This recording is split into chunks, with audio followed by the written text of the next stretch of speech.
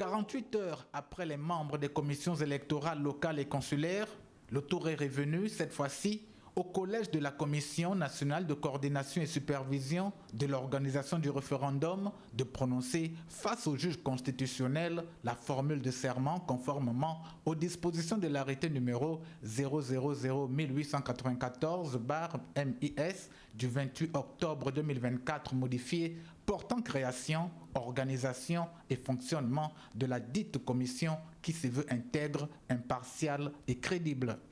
Je jure d'accomplir les devoirs de ma charge avec probité et impartialité, de respecter et de faire respecter la loi électorale, le suffrage universel, la démocratie pluraliste et de m'astreindre au secret des délibérations auxquelles j'aurai pris part dans l'exercice de mes fonctions. Je le jure.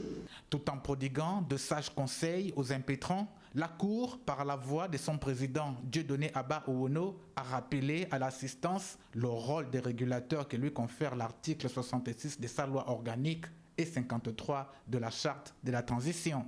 Monsieur le ministre, en votre qualité de président, vous inaugurez une nouvelle phase, je ne dirais pas de la vie politique, mais une nouvelle phase du retour de l'organisation, l'administration des élections au profit des pouvoirs publics. Cela avait été changé après 1993. Vous trouverez en la Cour constitutionnelle une institution qui a sa part dans l'organisation des élections. La Cour, au regard des dispositions de la charte, notamment l'article 53, dernier alinéa, est tenue de regarder les opérations électorales, tout ce qui se passe avant. Et elle se doit d'élaborer un rapport au travers de cette déléguée qu'elle est tenue d'envoyer dans les différentes circonscriptions électorales afin d'avoir la quintessence du déroulement du scrutin. La Cour intervient en amont, pendant et en aval du processus référendaire. La haute juridiction procède d'abord au contrôle des actes réglementaires se rapportant à l'organisation du référendum.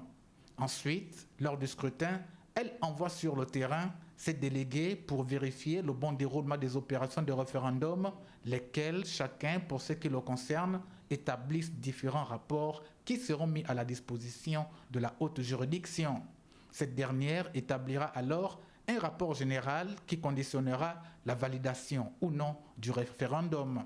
En aval, s'il y a contentieux, la Cour examinera sur le fond et sur la forme les requêtes à elle adressées par les différents requérants. À l'issue de ce contentieux, la haute juridiction procédera à la proclamation des résultats, lesquels avaient été annoncés par le ministre de l'Intérieur sous réserve du contentieux.